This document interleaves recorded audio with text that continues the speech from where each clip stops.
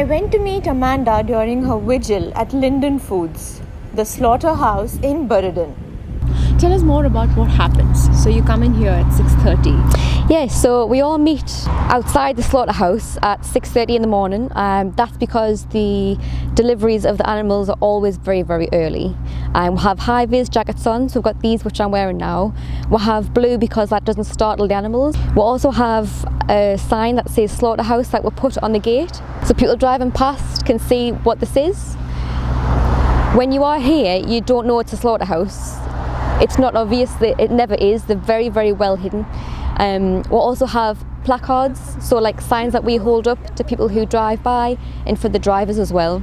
It's a very peaceful protest. There's no aggression. All we're trying to do is show compassion to the animals before in their last moments and get footage that we then share online so people can see where their food came from. When the trucks come in, there is a gate here which is like, it means that the trucks will stop. If the gate's open, we'll try and slow walk the trucks, and like most of the time they will stop for us. We do try and engage in some dialogue with the drivers just to kind of delay them so we can get footage, but also just to let us find out what they think as well, really, because it's quite a strange occupation to have, driving animals to be slaughtered, and some of them may have thought about it, some might not have. And in the past, some conversations, some drivers have actually said, "Oh, I do find it difficult.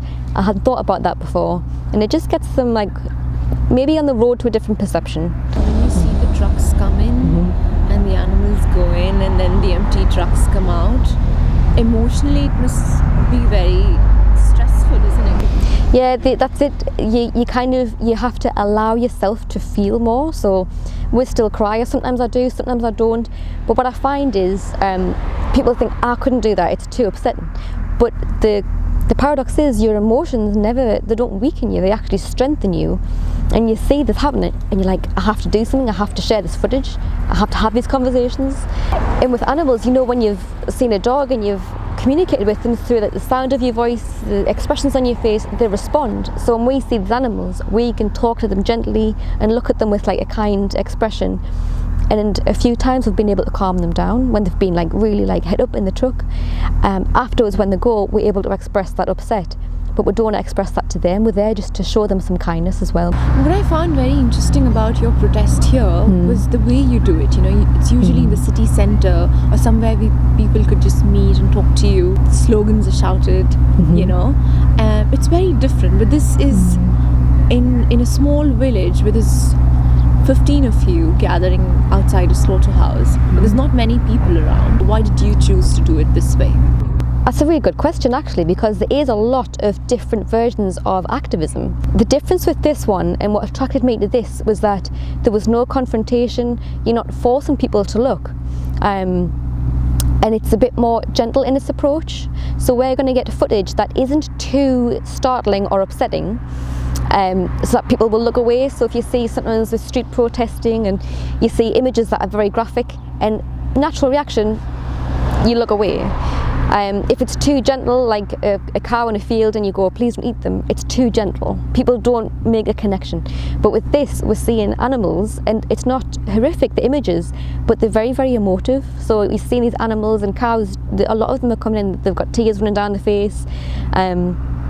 And the harsh reality of seeing them in a slaughterhouse truck moments before they're going to get killed naturally invokes a reaction in a person. You can't fight fire with fire.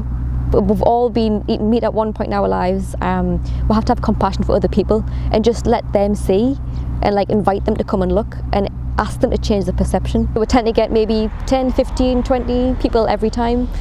And it just depends on work patterns, time off. Oh, it's amazing how they take our time early in the morning on a weekday. I know. So yeah, 6:30. Yeah. No. It is quite early, but you have to remember why you're going. Yeah. So it's been 2 years now. Have you managed to achieve something because of your initiatives? Have any changes that you see over the last 2 years? Definitely. So we'll get a lot of media coverage now. Social media has grown massively. People who share the footage, I've had a personal experience myself a few times where friends have said, I respect what you're doing, and I've gone vegetarian. So they're taking the first steps to cutting animal products and animals out of the diet. So sharing that footage has like a domino effect. So We've seen it personally and individually as one group. We have seen the message coming across, but globally we're seeing like a huge difference. People have heard about it, they've heard about the protests outside of slaughterhouses, and just that itself starts a conversation. Well, what do you think about it? And two friends can talk, and then the next thing they might go, yeah, I might try veganism. So what's next for you? The next thing for us is to maintain this consistency. We have to be as persistent in our peaceful protests as the animal exploiting industries are in promoting meat and animal products. But we also, a lot of us activists are part of different groups, Anonymous for the Voiceless, so street activism. We do go to animal rights marches. We will be taking part in things like Animal Rebellion, using our emotions from this in different ways to express our advocacy. Great. Thank you, Amanda. You're welcome. It was lovely. Thank you very much. Thank you for the chairs as well. My pleasure. You're welcome.